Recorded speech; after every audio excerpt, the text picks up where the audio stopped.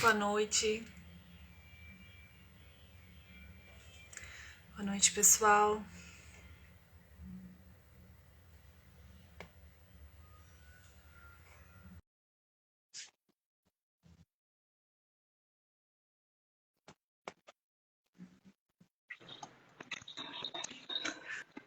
Boa noite, Ana. Olá, tudo bem? Boa noite. O pessoal está entrando aos pouquinhos. Certo. Então tá, pessoal, vamos lá. Boa noite a todos. Começando mais uma Adoção em Debate, né? Nossa live do Instituto Filhos, né? Mensal. Esse mês, então, a gente vai discutir a parentalidade, né? Como é que se formam os vínculos, como é que se constroem esses vínculos, né? No processo de adoção. E para conversar com a gente hoje, a gente trouxe uma convidada muito especial, a Susana Sofia Meller Schettini. Eu pedi para ela como falava, para não errar o sobrenome bem diferente. Assim. Ela é mestre em psicologia clínica, ela é psicoterapeuta, né, de crianças, adolescentes e adultos. Ela é vice-presidente e diretora de Relações Institucionais e coordenadora do Núcleo de Apoio no Pós-Adoção do GEAD de Recife. E é mãe, avó e bisavó por adoção. É isso? Exatamente, é isso. Obrigada. É um prazer imenso estar aí com você, Thaís. Agradeço o convite, que nós tenhamos uma boa live. Bem-vinda, muito obrigada. Não sei se tu gostaria de falar um pouquinho do teu trabalho no GEAD, assim, né? Tem um trabalho Bem, longo. assim, acho que o trabalho que assim, tem bastante a ver com o que a gente vai fazer aqui agora, essa noite, né? É a coordenação do pós-adoção, né? Onde nós vivenciamos esse processo de formação de vínculos, não é? A partir do momento que as famílias recebem as suas crianças, eles passam a participar do pós-adoção. Então, acompanhamos ali, né? Então, esse vínculo que nem sempre é tão rápido, né? Então, o pós-adoção nos traz assim muitas experiências, não é? Para a gente fazer reflexões, né? E ter os entendimentos necessários, né? Em torno desse processo. Pois é, tu trabalha há quanto tempo já com a preparação dos... Bem, eu já estou 26 anos trabalhando com adoção, né? Aqui eu sou gaúcha, né, da cidade de Novo Hamburgo, e mudei para cá há 23 anos atrás. Né? Então, desde então, eu trabalho aqui no GEAD Recife.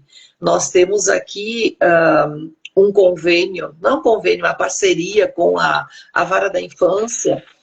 Nós não preparamos os pretendentes, mas a Vara da Infância exige que não preparamos assim diretamente com o curso, né? Aqui é um pouquinho diferente. A Vara da Infância exige que os pretendentes participem, no mínimo, de 4 reuniões do GEAD antes de iniciar o processo de adoção. Né? Então, a partir do momento que eles estão habilitados, eles também são solicitados a participar, no mínimo, 4 reuniões anuais do GEAD, né? Até a chegada do filho.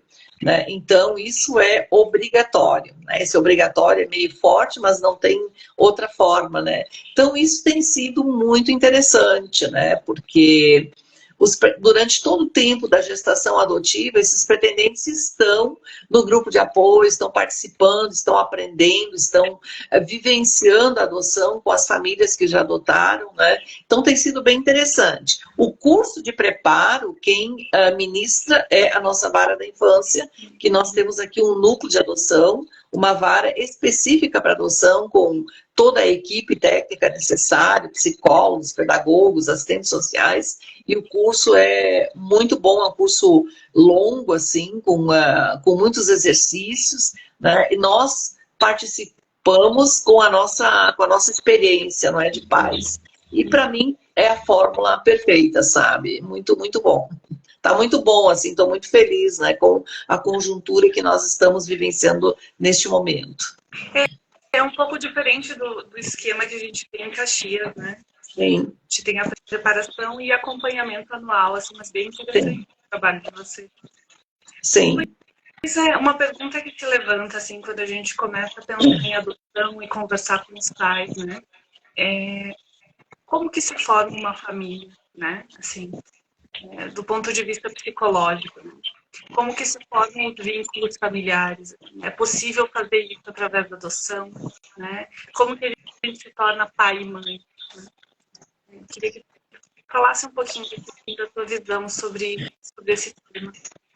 Pronto, a gente costuma dizer que os vínculos acontecem quando existe o afeto, não é?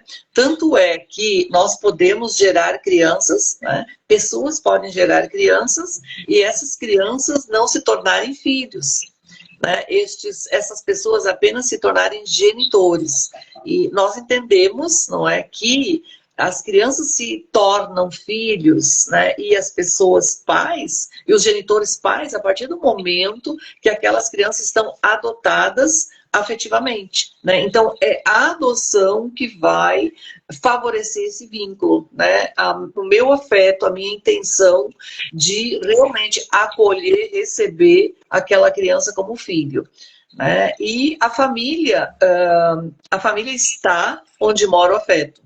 Né? Isso é uma frase do nosso juiz aqui de Pernambuco, de Recife, ele fala exatamente isso, né?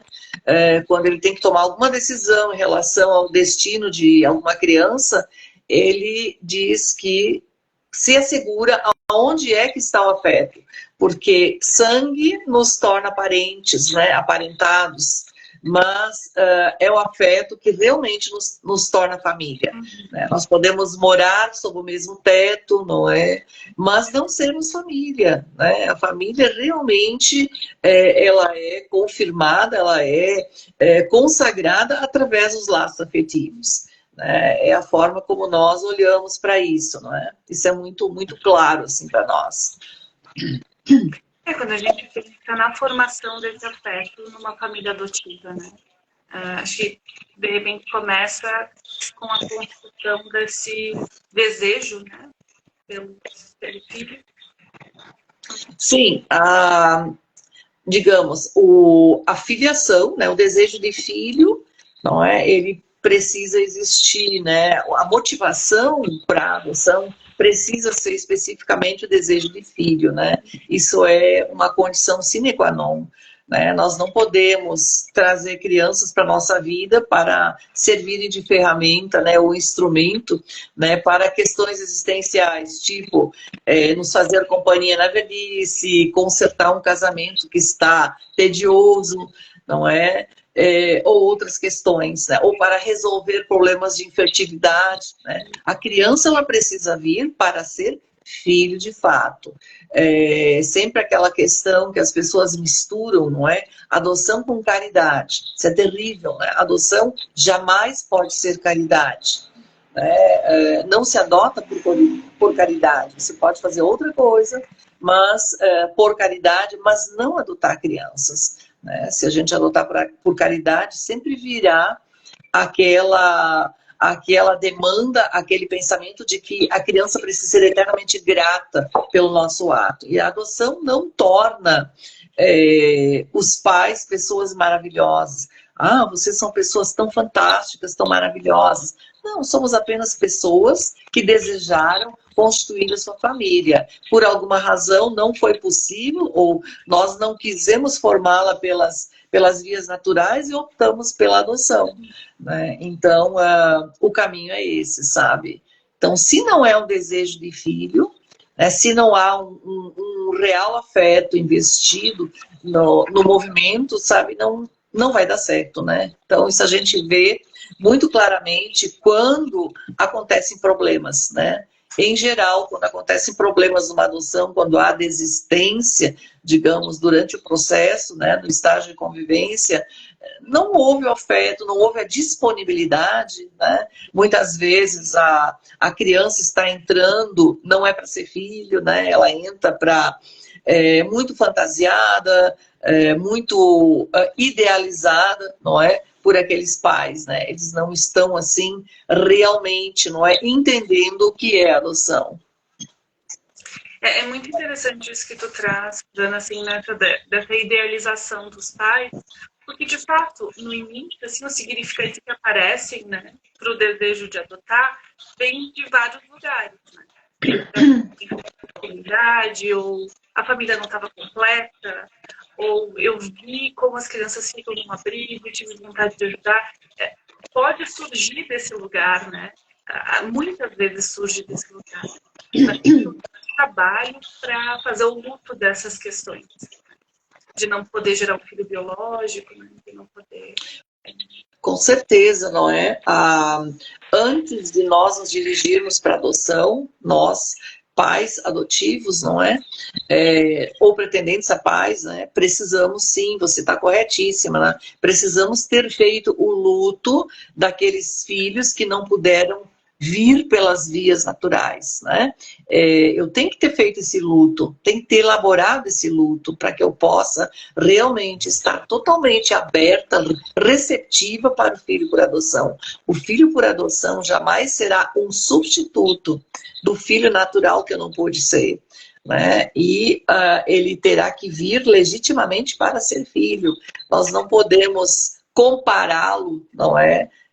Com os nossos sonhos, não é? E as nossas idealizações. Isso realmente é um passo, né, para não dar certo. Se nós realmente idealizamos demais, né? Ou ficamos com aquele pensamento quando há algum desafio, se fosse meu filho natural, ele não faria isso. Que, na verdade, não é bem assim. Não é? Todas as crianças são trabalhosas, em qualquer faixa etária, né? Todas as crianças têm desafios em qualquer faixa etária, né?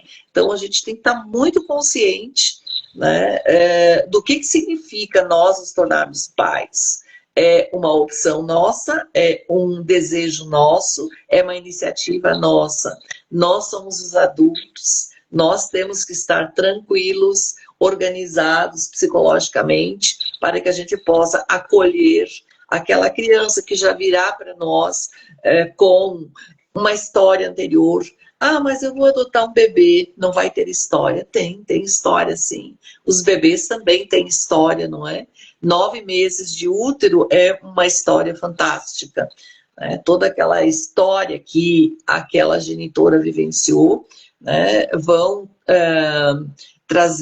deixar inscrições psicológicas naquela criança, né? Então todos vêm com história. E nós temos que estar prontos, enquanto pretendentes à adoção, para receber, adotar a criança e também a sua história, né? Então a gente não pode separar uma coisa da outra, né? Então exige realmente um preparo muito grande nosso, né, em relação a essa chegada do filho.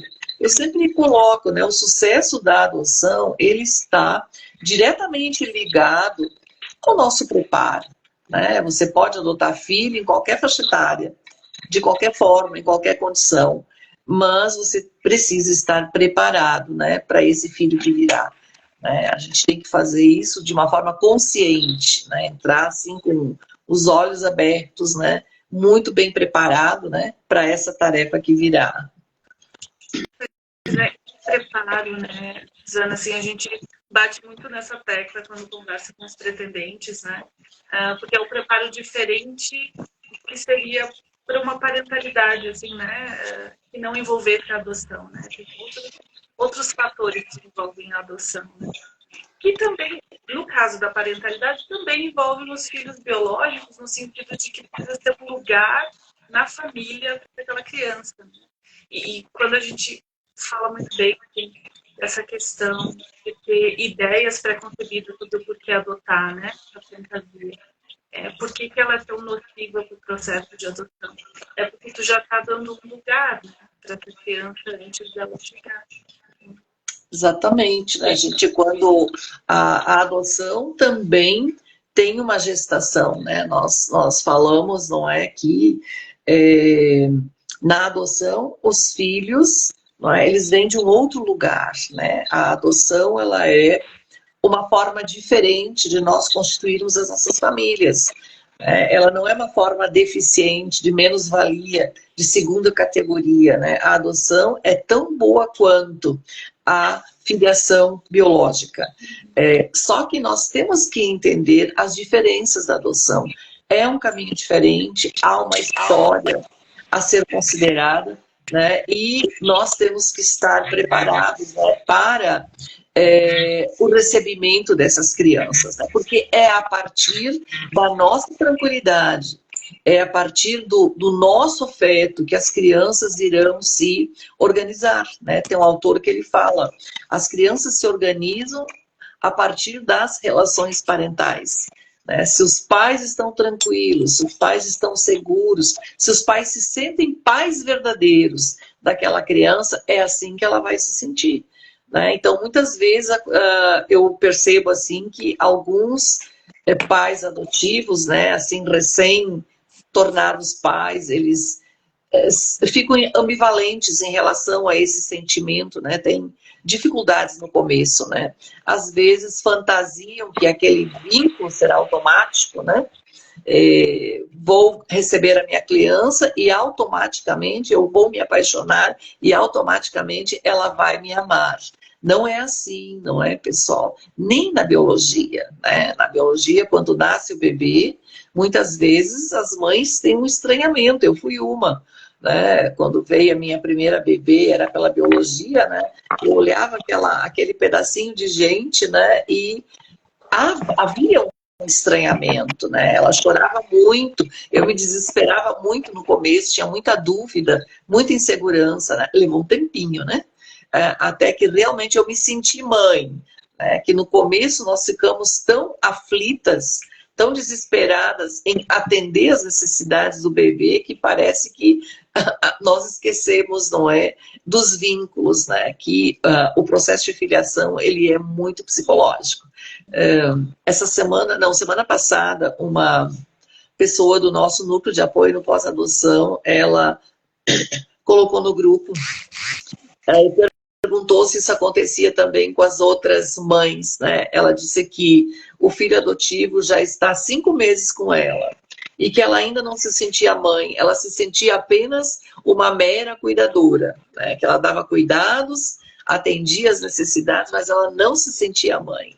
Se isso é normal, né? Então ela não sentia ainda que estava amando seu filho, né? Veja, o que a gente pode dizer a ela, né? Às vezes demora um pouco mais, né? Demora um pouco mais mesmo, principalmente quando são crianças maiores, não é, que vêm com lembranças da história anterior, muitas vezes vêm com pactos de lealdade em relação à família antiga, né? Parece que a criança se fecha para um novo amor, para um novo pai, com medo de trair os pais biológicos, né? Então acontece esse caso, essa questão também, né?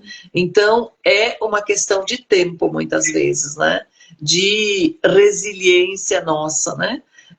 De esperar, né? essa vinculação acontecer. Então, se nós colocamos muita ansiedade, né? Se nós ficamos inseguros, achando, por exemplo, não, a criança não me quer, ela me rejeita, né? Ela me disse que eu não sou a mãe dela, você não manda em mim, você não é minha mãe, a minha mãe é a outra, né? A gente precisa, né, suportar isso, né? Com muita paciência, né? Porque isso vai acontecer, né? Isso faz parte dos testes, né? Que as crianças fazem conosco, não é? E dá dificuldade, muitas vezes, na criança, não é? De realmente fazer essa transição de vínculos, né? Leva um tempinho isso, né? Por isso é tão importante, eu não sei se vocês têm aí em Caxias o pós-adoção. Para mim tem sido assim fundamental o apoio no pós-adoção, sabe? Que os pais tenham um espaço onde eles possam trazer as suas dores, as suas dúvidas, possam assim compartilhar com outros pais. Tem sido muito rico, sabe? Isso aqui, né? Desde que nós temos o nosso pós-adoção. Sim, nós temos o grupo, né, de pós-adoção, assim, acho que nem todos aderem, né? Tem particularidades, assim, né? O que Às vezes pena, não é, Thaisa? O que realmente é uma pena, porque eu compreendo, aqui também acontece a mesma coisa, né? Chegou a criança, a maioria dos pais desaparecem, né? Que na verdade deveriam ficar no grupo, né? Porque, veja, a vida realmente, a vida de pais realmente vai começar quando chega a criança. É quando chega a criança, ou as crianças, falo criança, mas pode também ser um adolescente, né?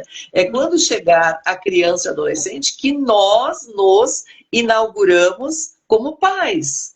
E olha que interessante, né? Antes da chegada dos filhos, o aprendizado que nós temos, não é? É todo teórico, né? Eu posso ter participado de muitas reuniões, assistido muitas lives, ter ouvido muitos depoimentos, mas isso tudo é de fora para dentro, não é? É do plano teórico. É quando nós recebemos as crianças que nós nos inauguramos enquanto pais. Surpresas podem acontecer. Então eu escuto questões assim, Suzana, eu não sabia que eu era tão impaciente. Eu não sabia que eu era tão nervosa. Eu não sabia que eu era tão perfeccionista.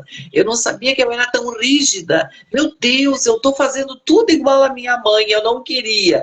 Né? Então, realmente, eu insisto, a gente insiste muito, não é? No nosso GA aqui, que os pais frequentem o pós-adoção, porque realmente faz a diferença, sabe? Facilita. Não é? Muitas vezes eles não aparecem, né? Ou só aparecem quando já está pegando fogo, né? Quando a gente diz a situação está tão caótica, né? Que a gente não pode fazer muita coisa, né? Então é muito bom que frequentem o pós-adoção para que eles possam realmente usar as estratégias corretas. E veja, é normal, não é? Apesar de nós estarmos muito bem preparados, quando chegam as crianças, é tanta emoção junta, né? São tantos desafios ao mesmo tempo, a criança chega com todas aquelas demandas, na maioria das vezes são casais que estavam juntos, assim, bastante tempo sozinhos, você e eu,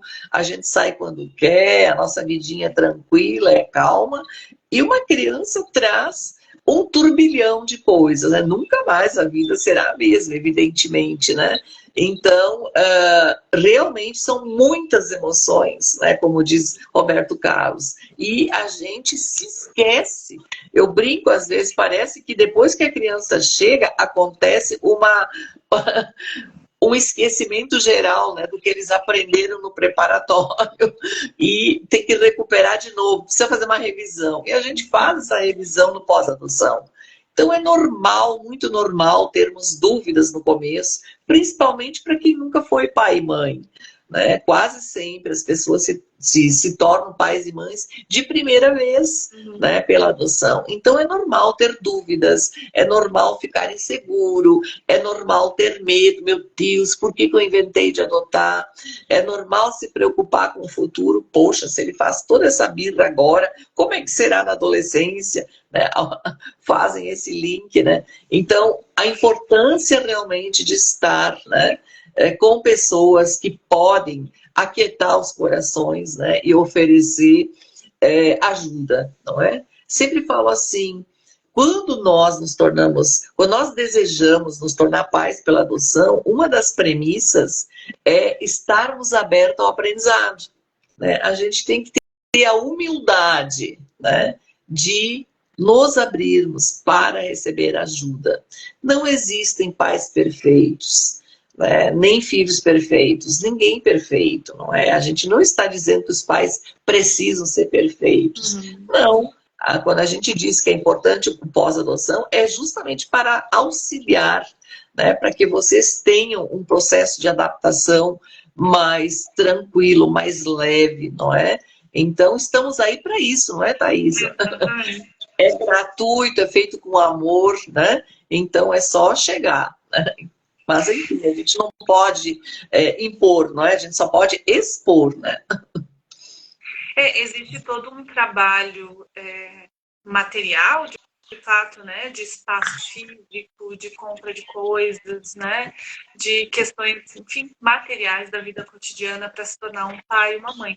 Mas a verdade é que tem um trabalho que ele é muito mais difícil e muito mais demorado que o trabalho psíquico, né, de se Com tornar um certeza, pai e uma mãe, assim. A gente primeiro é exatamente. filho, né, e aí depois...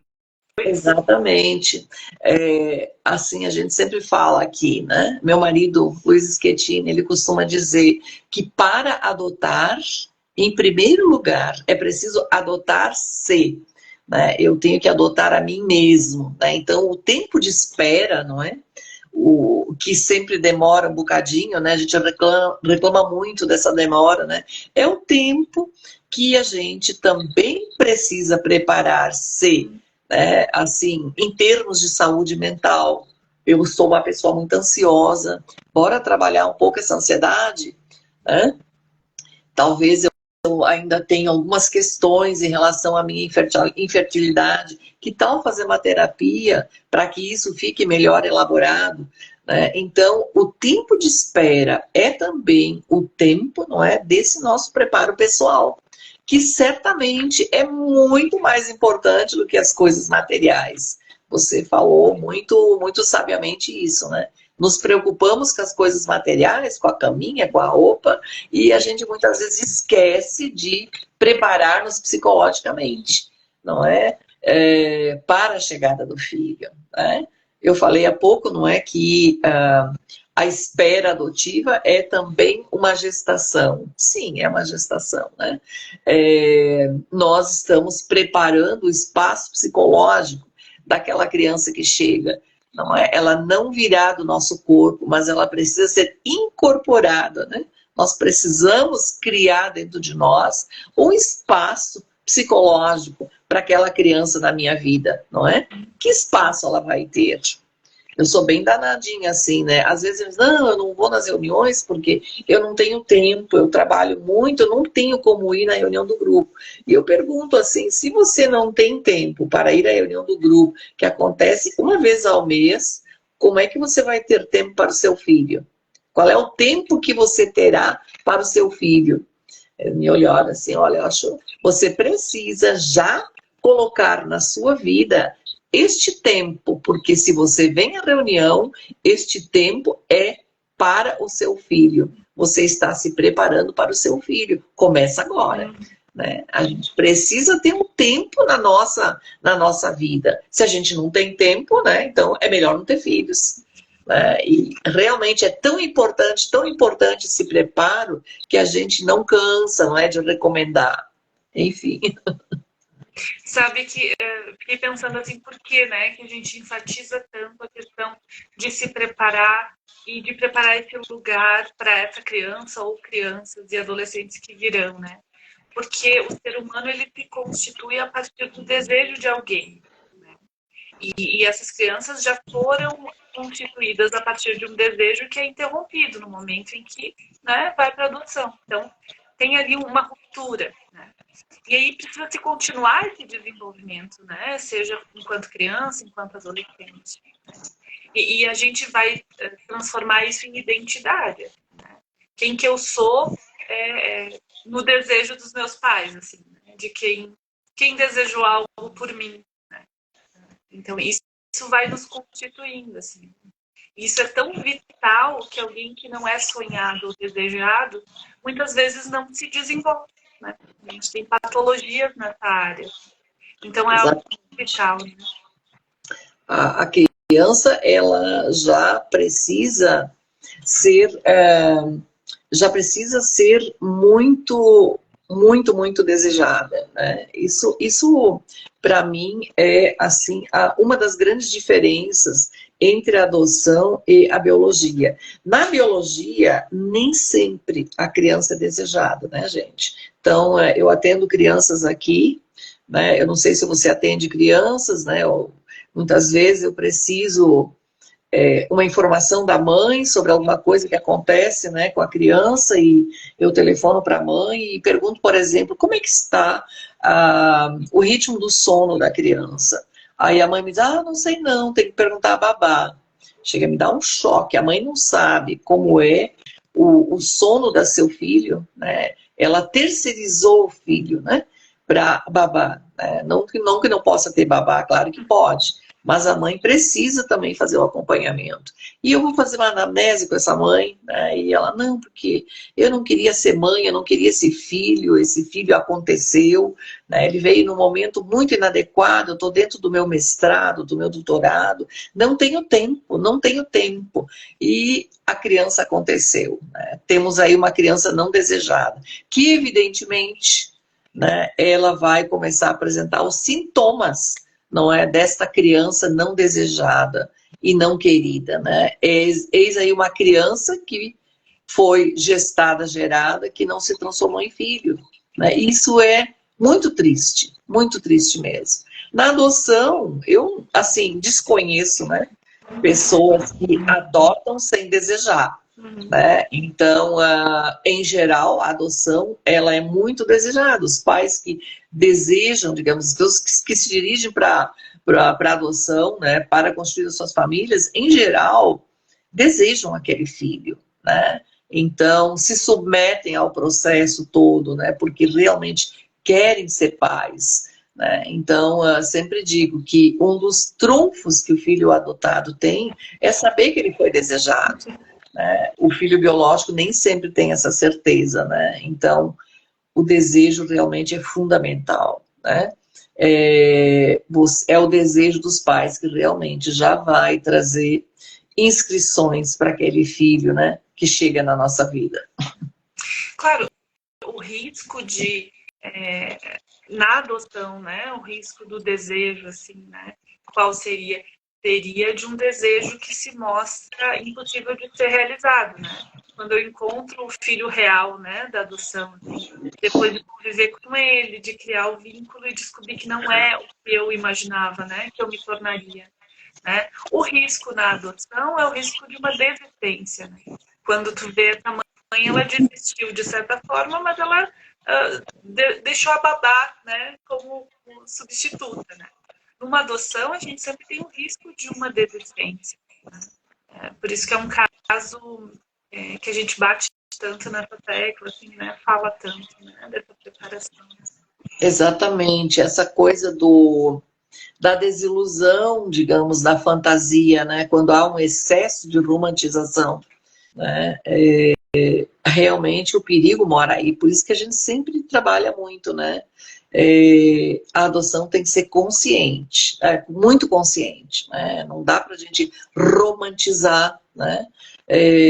Sonhar demais, ter excesso de expectativas, né? A gente precisa realmente ter o pé no chão e entender como é o processo, né? Então eu sempre me esmero muito, né, em falar sobre as possibilidades das crianças, né? Principalmente são crianças maiores, né? São crianças que já tiveram uma história anterior, não é? Que sofreram, né? Que vêm com marcas, que vêm com muitas dores, né? Então, que não aprenderam a confiar nos adultos, né? Agora vêm para uma nova família e eles precisam aprender a confiar novamente. E isso, às vezes, não é tão rápido, não é? Então, nós temos que ensinar tudo para essa criança, né? Porque ela nasce novamente, né, na família adotiva. Muitas vezes a gente diz, não, eu quero um bebê para que eu possa começar desde o início, né? Ensinando tudo, né? Isso vai acontecer em qualquer faixa etária, porque na maioria das vezes, quando as crianças chegam, tem que começar tudo do início, porque tudo aquilo que as crianças aprenderam na história anterior ou no tempo do acolhimento não vai, né, se adaptar à nossa realidade, né? Tem que haver uma transposição de uma história para outra. E essa transposição de uma história para outra, eu costumo fazer uma analogia com uma ponta, né, uma ponte. Num lado da ponte, né, está a família biológica, né? Então a transição, a transposição da ponte, né, até chegar na família adotiva, né, na cultura da família adotiva. Eles precisam aprender absolutamente tudo, né? E a gente tem que ter aquela paciência, aquele amor incondicional que a gente fala tanto, né? que é o amor sem condição, né, para acompanhar aquela criança.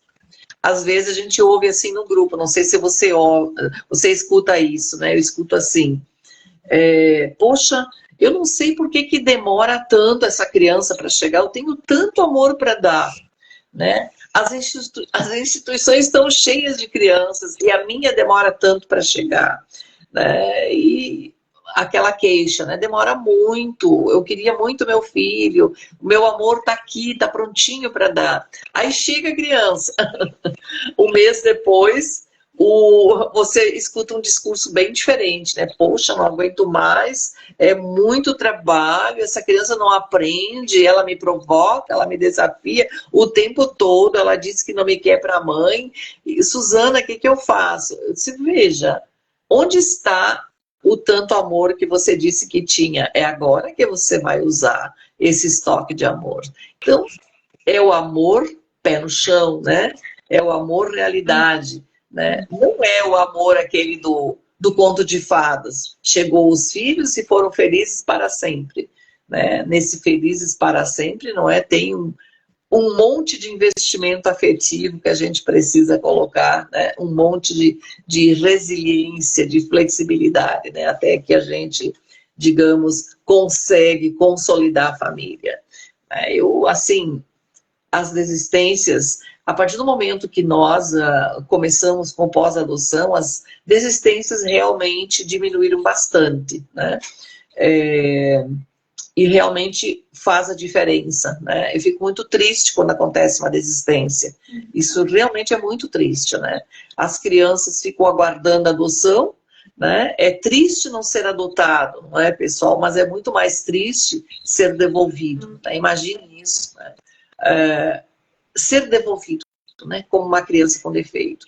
E a gente precisa lembrar, eu costumo sempre dizer, não é, que os comportamentos que a criança traz, ela não tem culpa desses comportamentos, né? Os comportamentos que ela traz para a nossa história, logo na chegada, né, naquele famoso período de adaptação, né, são os comportamentos que ela conseguiu aprender na história anterior. É tudo que ela conseguiu aprender. Então, ela não tem culpa, né, porque quase sempre, quando acontece a desistência, as crianças aqui são culpabilizadas. Ele não aprende, ele é muito rebelde, ela é muito isso, muito aquilo, né? Então, culpabilizando a criança. Eles não têm culpa.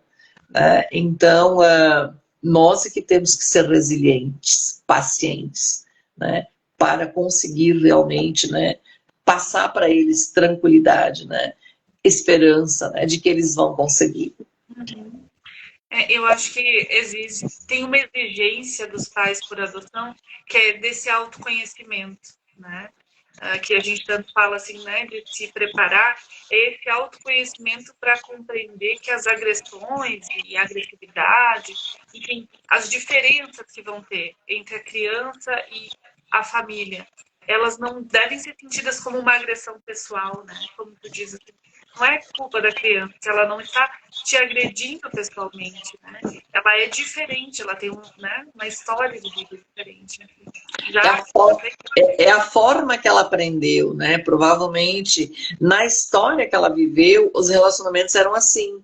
Era com agressividade, era com mentira, né? A mentira sempre é uma questão, assim, que demora bastante. Eles desprogramarem a mentira, eles são ensinados a mentir, né? Aprendem a mentir, muitas vezes, por sobrevivência, né? E a agressividade também, as palavras, os palavrões, né? A forma de se relacionar, tudo aprendido, não é, gente? Então, quando respondem mal para a gente no começo, realmente eles estão expressando aquilo que aprenderam. A partir do momento que eles encontram uma nova realidade, né? Que nós realmente conseguimos, com calma, né? Com paciência, passar para eles a nossa nova realidade, aos pouquinhos eles vão modificando, né? A neurociência nos ensina isso, não é? Que a criança, o nosso cérebro é plástico, né? Contém plasticidade. E nós podemos construir novas sinapses, nós podemos aprender outra coisa, sabe? Só que não é de uma hora para outra, né? Então, muitas vezes, os pais cansam, e claro, podem cansar, a gente cansa, né? A gente cansa, né, muitas vezes, né, dos desafios, por isso é importante a gente ter uma rede de apoio, né? Por isso é importante, quando é um casal, os dois estarem juntos no projeto de adoção, não é, pessoal?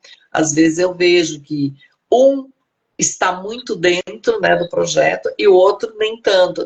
Eu disse a ela que eu não queria adotar, que eu queria esperar um pouco mais, ela quis adotar, então eu adotei para concordar com ela. Isso é terrível, né? Porque aí, na hora do desafio, quando eles tinham que estar juntos, né, dividindo, né, os desafios, um abandona o outro, né? Isso é terrível, né? Então não pode. O projeto de adoção, se é um casal, precisa ser um projeto a dois, dos dois. Se um não quer adotar, por favor, não adote. Aguarde até que aquela parte que não está tão dentro do projeto, né, que realmente se abra, né, para esse projeto. E quem é pai solteiro ou mãe solteira, tenha certeza que você tem uma rede de apoio, né, pais, amigos, irmãos, né, que você de vez em quando vai precisar desta rede de apoio, né, para você aqui e acolá poder fazer um programa diferente, poder aliviar sua cabeça e não um cinema, né, um teatro, para que você possa realmente descansar, né, o seu psicológico, né, daquela questão toda, né. Então são fatos assim muito importantes, parecem desimportantes, mas são muito importantes, né, que se a gente não tem a rede de apoio, fica muito complicado. Sabe que, falando de rede de apoio, me remete também a uma função psicológica que essa rede tem, né? Porque existe uma novela familiar ali, que a gente já vai vendo nos pretendentes, né? Um pai muito ativo ou pouco ativo, uma mãe um pouco mais pálida, né? Que fala, que se impõe, ou um pouco mais passiva, mas já é uma história familiar. E tem uma história prévia também, tem os seus pais, tem os tios, tem os primos, tem os irmãos, né? E essa criança, ela vai entrar nesse novo fio familiar, né? Nessa nova organização familiar, que não é feita só daquelas pessoas, mas também de todas que a cercam, né? Que essa rede de apoio, ela é para os pais, mas ela também é um fator vinculativo e de formação de identidade da criança também, né? Ela também vai ser neta de alguém, né? Prima de alguém. Quando chega a criança, a gente promove a família inteira, né? Os pais viram avós e assim por diante, né? Nossos irmãos viram tios, mexe com a família toda, né? A doutor, né? Ela de Françoise Doutor, ela dizia, né? Num dos livros dela, né? Que uma criança que não é adotada pela família ainda não está adotada, né? Então, realmente, né? A família extensa é muito importante, né? A criança realmente, ela precisa ser acolhida por todos. Ah, mas os meus pais não querem, eles são contra a adoção. Muitas vezes, quando as pessoas são contra a adoção, né? É desconhecimento, não é? Preconceito, crenças sociais. Na minha história, minha mãe também não concordou. Disse, por que você quer adotar? Você já tem filhos, eu tinha filhas biológicas, né? Disse, mãe, é um projeto. Não faça isso, não. Isso é problema. Filhos adotados dão problema, né? Então, mãe, todas as crianças dão problema, né? E dão trabalho, né? É um projeto da gente. E tudo bem, né? Fui conversando com ela, né? O projeto de habilitação seguiu e chegou, né, o filho. Quando a criança chegou, ela não se desgrudava dele, né? Nunca admitiu que ela foi contra. Né? A gente lembra, vó, tu não lembra, minhas filhas disseram a ela, você não disse para a mamãe não adotar, agora tu nem deixa a gente pegar o bebê. E a criança, em geral, ela vai derrubando, não é, as resistências. Então, eu sempre recomendo, não é, que os pretendentes tragam os pais para as reuniões também, né? façam eles participar, para que eles possam também se preparar, né? A gente precisa ter paciência com aqueles que não concordam, né? Aproveitando, não é, esse tempo de espera, não é, para prepará-los também, né? Dar um livro de presente aqui e acolá, né? Levar para ver um filme, né? Que realmente eles fazem parte, não é, da história, né? Do processo de vinculação, como você bem falou. A gente sempre fala sobre a rede de apoio, assim, e muitos pretendentes não levam em consideração, né? Enfim, nós que vamos ser os pais, enfim, mas tem uma importância muito grande, né? Também Com certeza. Descansarem desse lugar. Assim. Eu acho que teve uma fala tua anterior sobre essa família, né? Quando chega e vai dar conta das demandas, e aí vai cansar e vai ter dificuldades, né? E não vai ser uma família perfeita. Eu acho que a gente tem essa ilusão de completude, né? Eu escuto isso de muitos pretendentes, assim, falta alguma coisa. Né? Falta alguma coisa na nossa família, né? A criança vai vir e vai completar. Tem sempre esse viés, né? Uma família está completa, então, com uma criança. Só que, na verdade, quando se vê a realidade da vida assim, de uma família, ela é cheia de furos, né? Ela é cheia de buracos, ela é cheia de faltas, de problemas, de situações. E isso não impede de ser uma família, né? Uma boa família, uma família feliz, dentro das suas possibilidades, né? Porque cada um vai descobrir a sua maneira própria de ser feliz enquanto família. Né? A nossa orientação não é nesse sentido, né? Com certeza. Eu sempre costumo dizer, né, que a gente precisa embarcar no mundo do possível. Né?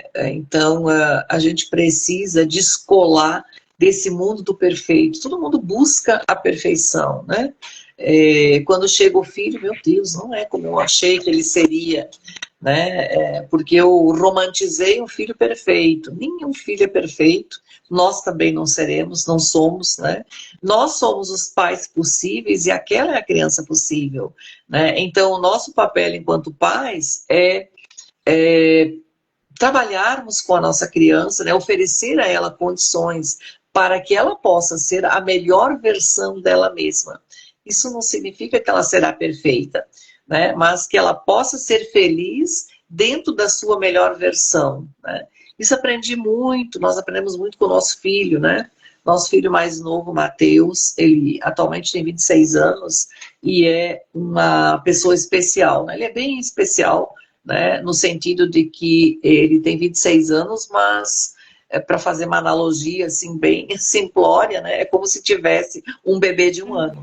Né? Ele não aprendeu, ele não adquiriu a linguagem, ele precisa ajuda para alimentar-se, tem problema de psicomotricidade fina, ele precisa, a gente dar banho nele, levar no banheiro, né? É como se fosse uma criança pequena, né? Mas ele é tão feliz, é incrível, a gente olha para ele, sabe, ele dá aquele sorrisão, né? E realmente eu tenho certeza que ele é uma criança, para nós crianças sempre, né? Que ele é um filho feliz, né? Um filho tranquilo, né? Caminha, corre para lá e para cá, mas grita, né? Quando ele está feliz, ele faz um som parecido com um elefante na floresta. Todo mundo se assusta e a gente ri porque nós estamos acostumados. A gente chega num lugar assim que ele tem muito estímulo, né? E ele dá aquele grito, não vou fazer agora que vou assustar o povo, mas é o grito do elefante na floresta. E ele é muito feliz, né? E a gente adora ver a felicidade dele. Então, Matheus, ele nos ensinou o mundo do possível. Então, a gente precisa aprender a ser feliz no mundo do possível. Eu queria que meu filho aprendesse inglês, eu queria que meu filho fosse bom em matemática. Veja, ele não vai, talvez não seja bom em inglês, talvez não seja bom em matemática, mas ele pode ser bom em outras coisas, não é? Então, a gente precisa descobrir qual é o mundo do possível do nosso filho. né? Então não dá para a gente idealizar. Isso não é só em relação a filhos adotivos, não é, pessoal? Isso em relação a todos os filhos. Muitas vezes os pais são muito exigentes, muito rígidos em relação a seus filhos e tão rígidos que a criança fica com aquela certeza, né, de que a criança ela é incapaz de realmente satisfazer aqueles pais, né? Ela fica com a autoestima rebaixada, né, com um péssimo conceito sobre si mesma, né, porque nada do que a criança faz agrada aqueles pais. Então, em relação à adoção, sobretudo, nós precisamos lidar com o mundo do possível da criança, né? E realmente ter calma, né? Ela vai melhorar, né? Será um passo de cada vez, não é de uma vez só, e a gente precisa dar o estímulo, né, que é necessário, oferecer as condições necessárias para que eles possam desenvolver, né? Então, talvez o meu filho não possa ser um médico. Veja, ele talvez não seja um médico, mas ele possa ser um excelente mecânico, talvez ela possa ser uma excelente cabeleireira. Então, isso tem que ficar na nossa mesa, na nossa mente, né? Que realmente as crianças trazem lacunas, né? Trazem muita dificuldade no começo, né? Algumas coisas nós conseguimos recuperar, outras não, né? E a gente precisa compreender isso. Né? Eu sempre... suportar isso, né? Exatamente, né? A gente precisa tirar da nossa mente o perfeito, né? E, assim, ser feliz com o mundo do possível. Sempre costumo dizer para os pretendentes assim, quem são as crianças que vêm para adoção? Vamos pensar sobre isso. Da onde que vêm os nossos filhos por adoção? Quem são? São crianças que foram retiradas das famílias, né? Porque as famílias não tiveram. Estou falando famílias, né? Mas nem sempre são famílias, né? São pessoas que são famílias desestruturadas, né, que não tem nada a ver com as nossas famílias, né? Então são crianças que já sofreram, não é, violência, negligência, muitas vezes abuso, né, passaram fome, né? Então são crianças que vêm com cicatrizes, né, muitas vezes marcas profundas de maus tratos, né, da história anterior. E muitas vezes essas marcas são tão profundas, né, que não conseguem recuperar tudo, né? E a gente vai ter que acalmar o nosso coração, né? E realmente ajudar aquela criança, né? Muito trabalhando a autoestima dela, né? Para que ela possa acreditar no seu potencial. Muitas vezes ela não acredita, né? Ela não se acha capaz. Então, se nós somos muito exigentes, ela se afunda mais e mais, né? Então a gente precisa olhar para a criança e para a possibilidade dela, né? Vamos com calma, né? Um primeiro momento, né? O mais importante, né? Que eu tenho que trabalhar com a minha criança, né? É a questão da vinculação, né? Isso que a gente está falando hoje. Então, num primeiro momento, nós vamos tentar focar nesse processo de construção do vínculo, né? Então, se nós somos muito exigentes, muito rígidos, fica difícil, né? A criança vincular-se e, ao mesmo tempo, ficar com essa sensação de incapacidade, de impotência, de não possibilidade, não é? De contentar, né, aqueles pais. Né? Então, tem alguma... né? Insuficiência, exatamente. Sabe que tu falou sobre conhecer, né? Eu acho que esse primeiro momento do vínculo é isso, que eu acho que os pais biológicos talvez não falem dessa forma, mas também ocorre, que é começar a olhar para aquela criança e conhecer ela, né? E aí, conhecendo ela, vendo, observando, escutando de fato, tu vai entendendo as possibilidades, né? As dificuldades, enfim, né? E podendo oferecer o que ela precisa, assim. Quando tu fala do amor incondicional, é tão importante, né? Esse amor que não é vinculado a uma condição, né? Se você for bem na escola, então eu te amo. Porque é isso que as crianças entendem, né? Às vezes a gente fala, talvez pareça abstrato, mas as crianças entendem assim. A gente entendeu assim também. né? Se eu for uma criança mais quietinha, então minha mãe vai me amar. Se eu falar muito, incomodar, ela já não vai me amar, né? Então é uma condição que tu impõe à criança para o amor, né? E ela é muito nociva, assim, porque o amor incondicional é, apesar de tu fazer coisas que eu não gosto, eu ainda te amo, né? Isso Com é certeza. estruturante, né? Eu posso não gostar de alguns comportamentos, né? Mas isso não vai diminuir o meu amor. Eu vou entender que aquele comportamento que ela traz no primeiro momento não é culpa dela, é o que ela aprendeu, né? E vai levar um tempinho para ela desaprender, né? Isso é uma coisa bem interessante, né? Porque ela terá que desaprender, né, os comportamentos, né? Quase tudo que ela aprendeu na história anterior e aprender novos. São dois movimentos ao mesmo tempo. Desaprender e aprender. A gente pode tomar por base nós mesmos, né? Vamos agora, a partir de amanhã, eu vou fazer regime. Isso é Para tão complicado. É. Não, aí chega amanhã. Não, não vou fazer hoje, não. Vou começar segunda-feira. Todo mundo começa na segunda-feira o regime, né? Então, não é fácil mudar comportamentos. Para nós adultos é difícil, imagina para uma criança, né? Então, assim como você disse, a gente tem que receber a criança como ela é. Eu costumo dizer assim, nós precisamos acolher aquela criança num primeiro momento, né? Acolhê-la, né? Recebê-la, né? Observá-la, né? Deixá-la confortável, né? E aos pouquinhos, né, a gente vai mostrando o nosso mundo para ela. Para isso, hoje, né, nós temos a licença maternidade, né, que todos os pais adotivos podem usufruir, né, exatamente como na família biológica, né? Então, realmente, eu preciso utilizar minha licença maternidade para ficar junto com o filho, para acompanhá-lo, não é? Para promover, digamos, oportunidades, né, de nós constituirmos esse vínculo, né? Isso, às vezes eu digo, não, eu não vou fazer a licença maternidade, não, porque eu não posso parar de trabalhar. Só, se o filho fosse biológico, você não pararia? Né? Então, precisa sim usufruir da licença maternidade. Eu preciso me organizar financeiramente para que eu possa realmente ficar em casa por um tempo, né? Para que esse vínculo possa acontecer mais facilmente, né? Eu não posso terceirizar. Não, eu vou contratar uma babá. Eu vi essa história, né? Veja, a babá, em primeiro lugar, não se preparou para adoção.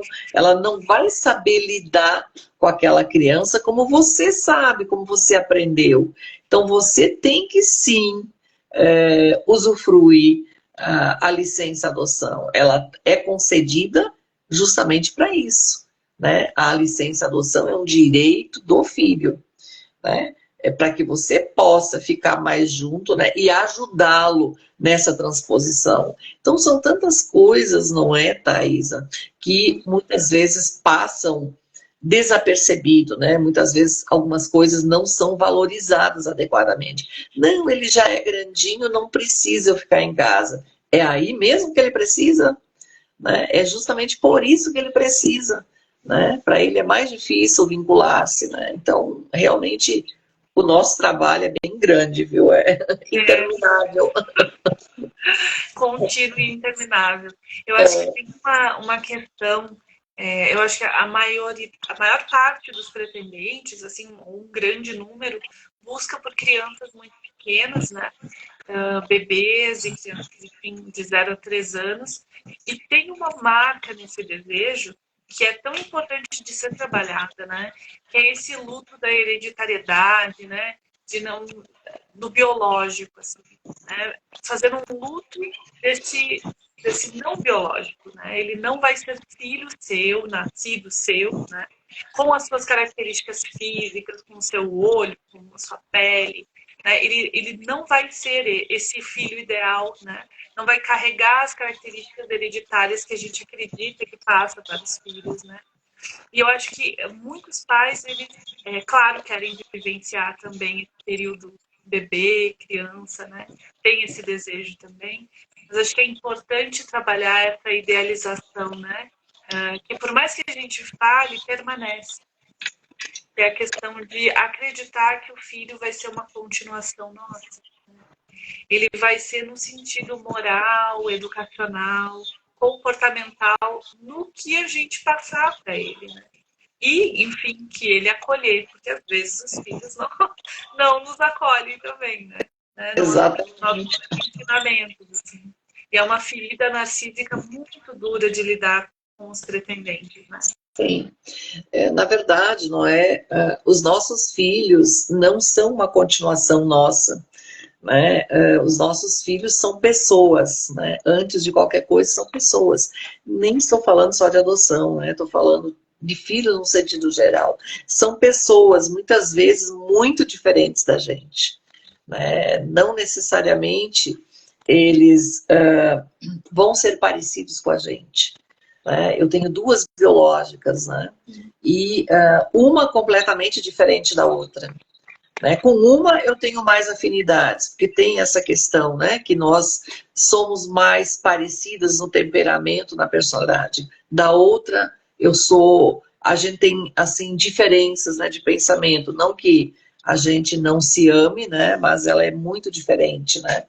E os filhos não precisam do nosso DNA biológico, não é? Eles precisam, sobretudo, do DNA da alma, né, gente? Então, as conexões que nós teremos com o filho por adoção são mais profundas, né? É o DNA da alma. É muito interessante porque, à medida que nós vamos desenvolvendo vínculos com nossos filhos, a impressão que dá é que eles vão internalizando características nossas.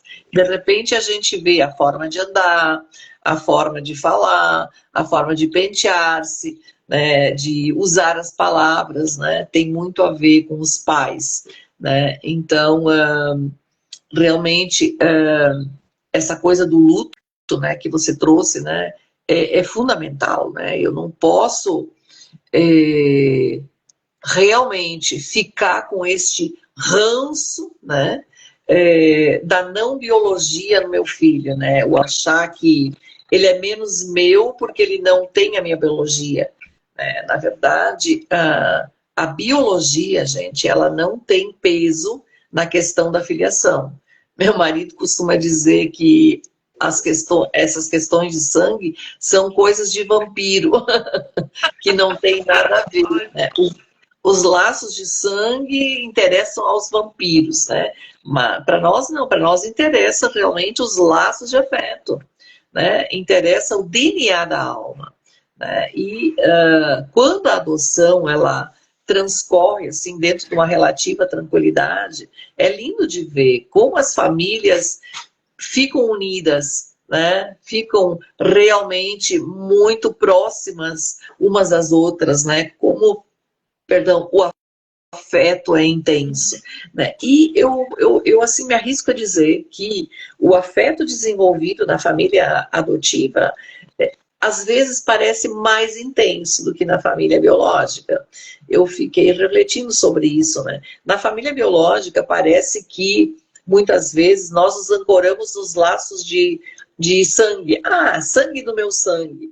Veja, sangue do meu sangue, então eu posso fazer qualquer coisa. Não, o sangue do meu sangue, ele não vai me servir para muita coisa se nós não tivermos realmente laços de afeto, porque são esses que contam, né? Então existe aí toda uma diferença, né, na forma, né, de relacionamento, né, entre pais adotivos e filhos adotados. São os laços de afeto que vão configurar esta filiação, e por isso que muitas vezes ela é tão forte, né?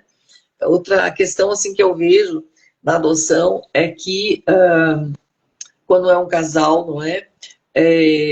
O casal entra de igual forma na adoção. O que significa isso? Os dois gestam de igual forma, né? Engravidam de igual forma, né? E eu tenho, assim, eu tenho para mim que os pais adotivos são mais parceiros no processo educativo dos filhos, sabe? Na maioria das vezes, né? Então eu vejo os pais mais dividindo, né, com as suas mulheres, né, os pais dividindo a maternagem, muitas vezes trocando fralda, dando mamadeira, né, cuidando da criança, né, quando realmente há o entrosamento, assim, sabe, entre o casal, é bonito de ver, sabe, eu vejo isso muito mais consistente, né, existe uma parceria maior do que em relação ao filho biológico, que no filho biológico, as mulheres, como carregam o filho, né? Eu mesma fiz isso, né?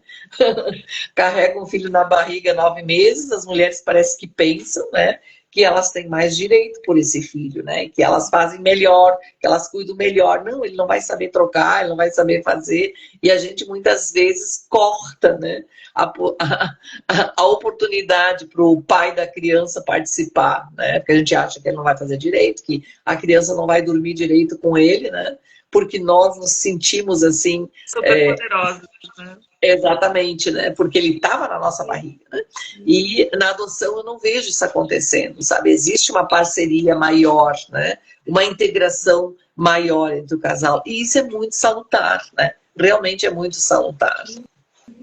Sem dúvida. Susana, a gente está chegando ao fim. Oh, que pena. Muito gostoso conversar contigo, né? São tantos temas, assim. E realmente tu levanta uma questão muito interessante, assim, de como o preparo para a adoção e esse autoconhecimento, esse desenvolvimento do casal é muito positivo no pós, né? No pós-adoção, assim. E que os casais aí biológicos, eu sempre digo para eles assim, talvez vocês se incomodem com a gente dizendo tanto sobre o que vocês poderiam fazer, pensar e agir, mas no biológico as pessoas às vezes não se preparam, né? Na maior parte das vezes pensam, né? Alguns se preparam um pouco mais, mas em geral vão levando, né? E aí as relações familiares também têm um quê de tolerância, assim, eu tolero porque é família, né? E na atividade da adoção tem um trabalho por esse vínculo, por esse afeto, que se existisse em todas as famílias seria o ideal, assim, né? Com certeza. Mas a gente tem esse superpoder, né, na adoção. Exatamente. Na verdade, eu penso que todos deveriam se preparar, né? Inclusive pais biológicos, né? Nós teríamos uma geração mais afetuosa, né? Os pais atualmente, né? Com tanta falta de tempo para os filhos, né? Com tanta impaciência com seus filhos, eu tenho percebido agora, né? E está complicado, né? Então, como os pais adotivos precisam passar pelo preparo, né? E passam, né? Eles são pais mais preparados, né? Então, isso é tranquilo, né? Os pais adotivos são melhores pais quando eles passam por todo o processo direitinho, né? Evidentemente, tem que fazer tudo direitinho, passar pelo preparo, não é realmente abrir-se para o aprendizado, né? Isso é muito importante, ter a humildade de receber ajuda. A gente não pode ajudar quem não se abre, né, para o aprendizado. Então, tem que ter a humildade para receber ajuda, né? E não pensar que eles têm que ser perfeitos. Ninguém é, né, gente? Então, estamos aí justamente para ajudar, né? Para facilitar, para que as coisas fiquem mais leves. Muito bem. Pessoal, muito obrigada pelos comentários. Acho que tiveram alguns pais aqui compartilhando suas vivências, né? É sempre muito rico, assim. Essa live fica gravada, então, né, para os pais pretendentes e quem tiver interesse em ver depois. Eu queria te agradecer muito, Susana, por ter feito o convite. É um tema muito importante, assim, né? Essa formação de vínculos, eu acho que ele é crucial. É um tema central, assim, da adoção, né? Muito bom, Thaís. Eu estou à disposição, né? Fico muito feliz em voltar para o meu Rio Grande do Sul, né? Minha terra natal, não é? E se eu puder ajudar, estou à disposição de vocês. Eu mando um meu abraço para todos aí, né? E para quem é pretendente, muitas felicidades, né? Boa sorte. Continuem seguindo, né? E acompanhando as reuniões do Instituto Filhos aí no Sul, né? Ou não sei se vocês são de outros GAs, né? Cheguem perto de um GA, realmente é o espaço gestacional né, para futuros pais adotivos, né? Ele começa sendo um espaço gestacional, né, até a chegada do filho, e depois ele passa a ser aquele espaço do SOS, para quem eu vou pedir, né, para quem eu vou pedir ajuda, né? Eu lembro quando eu fiquei mãe de primeira vez, gente, eu tinha uma dúvida de 3 em 3 horas, né? Para quem eu ligava para o pediatra, né? Chegou um momento que eu disse, meu Deus, eu vou ligar de novo, eu já estava com vergonha de ligar. Depois eu lembrei assim, quem mandou ele ser pediatra? Tome ligar, porque a gente tem muita dúvida no começo e isso é normal, né? É normal, né? Então os gases estão aqui justamente para fazer esse trabalho, né, de acolhimento, né, a esses pais, que no começo, gente, realmente são muitos desafios. É bastante complicado, mas estamos aí para ajudar. Tá certo?